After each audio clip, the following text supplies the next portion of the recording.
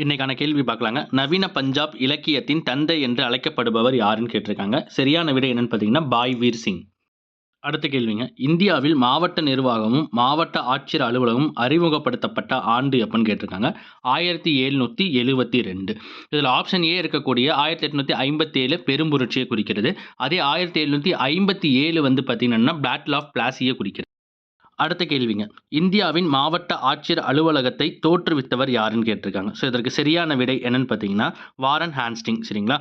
இதில ஆப்ஷன் சில இருக்கக்கூடிய லார்ட் ரிப்பன் வந்து பார்த்தீங்கன்னா, ஃபாதர் ஆஃப் செல்ஃப் கவர்னன்ஸ்.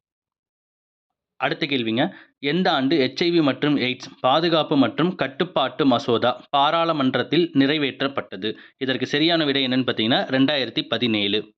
கேள்விங்க. எந்த மொழி முதலாக செம்மொழியாக மத்திய அரசால் அறிவிக்கப்பட்டது? எந்த மொழின்னு பார்த்தீங்கன்னா, தமிழ் சரிங்களா? இதில மலையாளம் எந்த ஆண்டு அறிவிக்கப்பட்டதுன்னு சொல்லி கமெண்ட்ல மறக்காம